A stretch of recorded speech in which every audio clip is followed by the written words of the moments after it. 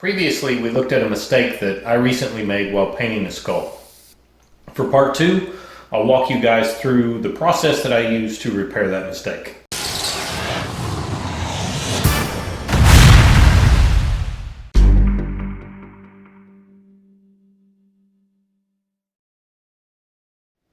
For whatever reason, my initial reaction when I make mistakes like this is normally to grab a paper towel and try to wipe away the mistake. And I can tell you from my own experience that the vast majority of the time that is not the approach that you want to take. In this case, if I had done that, I would have made more repair work in the end for myself than if I would have just left it alone. So that's what I did. To begin with the repair, the first thing that I want to do, rather than wiping or attempting to wipe away the mistake, is I'm going to use the air and air only from the airbrush and just blow a steady stream of air over the area that I just put way too much paint down on, just to make sure that I get that very dry.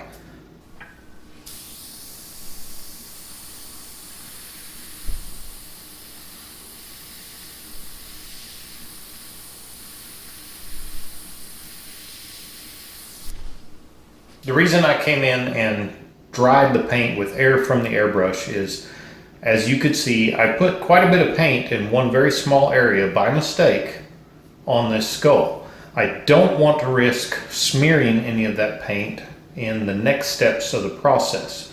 So that's why I chose to come in with the airbrush and make sure that that area was dry before I went any further.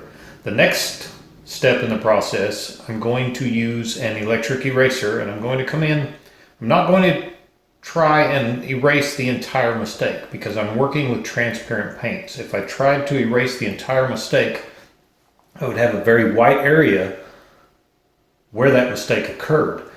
With transparents, it's almost impossible to get your values to equal out if you start back over with a white area. So I'm going to strategically just erase small little dots, and the only thing I'm trying to do here is break up that big dot that spidered out on me, the mistake in and of itself. I just want to break those areas up and make it look like something else so that it's not quite as noticeable. You'll still see some areas of the mistake when you're looking at it because you've already seen the mistake, so you know what you're looking at. It will still be visible, but once you break it up, it's not quite as visible, and then we'll take it from there.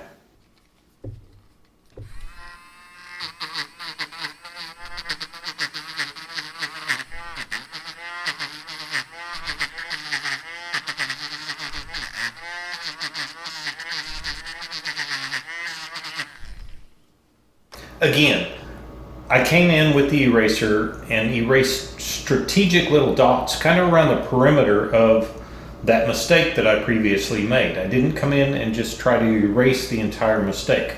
Essentially what I'm doing is I'm beginning to build texture, both with the paint that I've removed from the eraser and the paint that was left behind from the mistake. So this repair is actually relatively easy because I'm painting a skull, and when I paint skulls, I like to incorporate a lot of texture. So texture makes it really easy to cover up mistakes like this, and that's how I will ultimately repair this. There's a few things that are going to change along the way. I know in the area where I made that mistake, that area of this skull is actually going to wind up being quite a bit darker than I had originally anticipated, and that's okay. It still works with the light source that I had already established, but you have to remember to carry those darker shadows throughout the rest of the skull as you continue painting as well. For the rest of the repair, I will just narrate while you watch the video of exactly what I did, and then we'll close the video out. So now that I have portions of that mistake erased, I come in with the airbrush, and there you see I'm just establishing a little bit of a crack, and now I'm using the airbrush to build texture around this area where I had the mistake. I'm not putting a flat tone of color on. I'm using the airbrush to add just little dots, and very lightly I'm adding a little bit of value to the area, but I'm not going very dark. Now I'm using the Gerald Mendez Mini FX stencils from our tool. These are invaluable tools as far as I'm concerned. I use them all the time, not just for skulls. And you'll see me occasionally, I'll work kind of around the area of the mistake. I tend to bounce around a lot. I tried to keep this video just to the actual repair of that mistake, but there are some portions where you'll see me working around it. But this is still part of repairing that mistake. I talked about how this section of the painting was actually going to wind up being darker than I had originally anticipated. And the reason for that is, in order to cover or bury or make this mistake look like something else, I have to add more paint. And the easiest way to kind of cover and bury that is to darken that area up. So this area again will become a little bit darker, but you can see I'm still adding texture with the airbrush, just random dots, darkening that area up slightly. Now I've come back in with the Helix electric eraser, and I'm going to kind of establish, I guess, what you could call a brow line. Now I've switched to the blade. I like to use a variety of tools.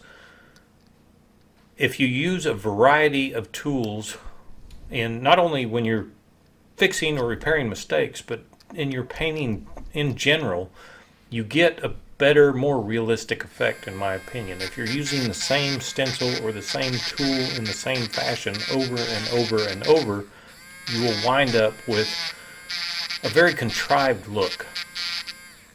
Now I've come back with the Helix electric eraser, just adding some more texture through dots and lines, just adding interest to this area, and again trying to minimize what you can still see with that mistake that I made previously. Kind of reestablishing, I guess you could call it a brow line above the eye socket. Now with the blade, I can scratch in a quick little highlight on that little mark right above the socket, and then I switch to the eraser for the other one. Again, just giving it more variety. I can't stress enough how important it is to use all of the tools at your disposal and use them frequently. There's the pencil eraser coming in, and again, all I'm doing is adding texture in this area that I've darkened up in order to try and cover that mistake. And you really can't even see the mistake anymore. I'm only about halfway through with this repair at this point, but that mistake is virtually gone. I can still see little remnants of it here and there, but it doesn't look anything like it did when I sprayed it. I'm reestablishing a highlight above that eye socket and along that crack, and you can see that crack got erased away a lot too. So you don't have to be quite as precise if you don't have full control of your airbrush when it comes to creating very minute lines. You can see now I'm coming in and reestablishing that, but you can always come back and erase things. If you get a line that's too thick, you can make it thinner relatively easily. Again, adding just little lines here and there and dots. I work a lot of little tiny dots more than I do painting lines, especially when I'm trying to create texture. And you can see this is starting to get darker and darker now. And ultimately that will be the goal. I'll darken this entire area up quite a bit just to kind of cover that mistake, but I'm also building texture, and the texture in the end is what buries that mistake and makes it to where it's not really that noticeable anymore. You can still see, again, remnants of it. I can see a line just below where I'm airbrushing there that was part of that mistake, but now it's just become part of the texture in this skull. I'll continue darkening this up with the airbrush, adding some more texture with the Gerald Mendez Texture Effects series. These are the mini stencils, and again, as always, I'll leave links to all of the products that I've used in this video in the description below. But these Texture Effects stencils are freaking awesome. I use them all the time, not just the mini series. I have the larger ones as well, and they're just really handy for quickly creating texture. There you can see I wasn't even using the actual dots in the stencil itself. I was using one of the edges to create a little bit more texture.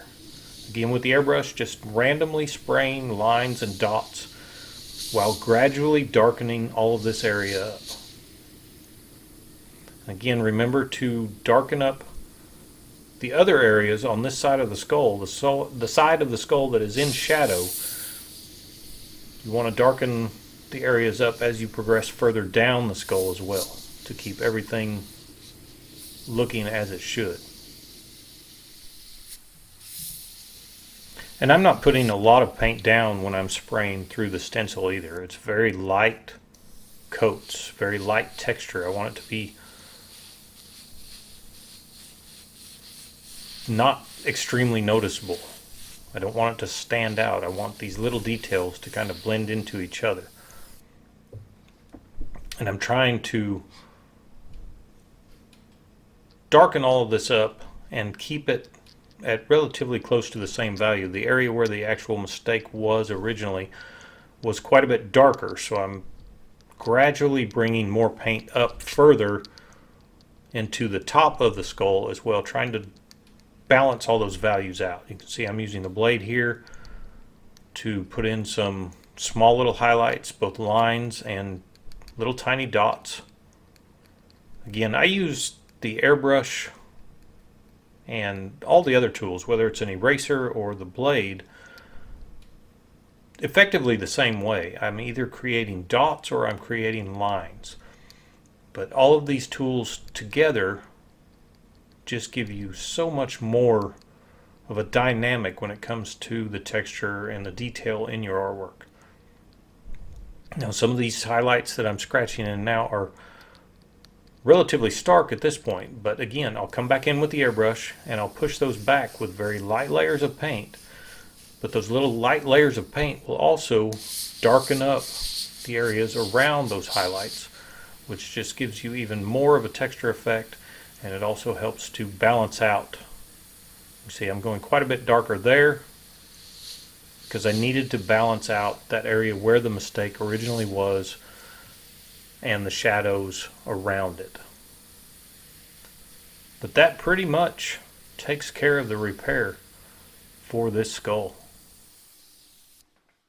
There you go, guys. You've essentially seen step by step the process that I use to repair this mistake. In part one, we talked about what caused the mistake and how I could have prevented it, which normally, if I'd have done what I normally do, that mistake probably never would have occurred. But at the end of the day, I think it makes a good teaching video series for you guys, especially those who are beginners in this industry that really have no idea how to approach trying to fix a mistake like that. So I hope all that makes sense.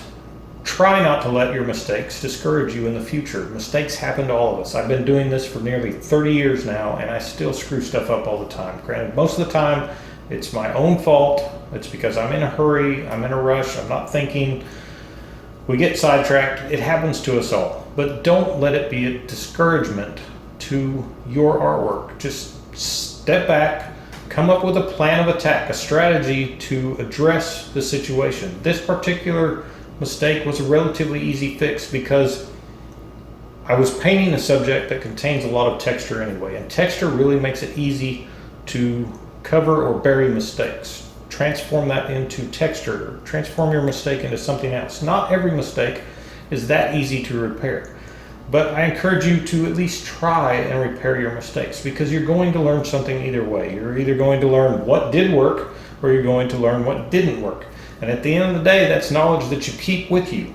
So the next time that you have a similar mistake, you'll know, okay, I don't want to try this because that was a disaster last time.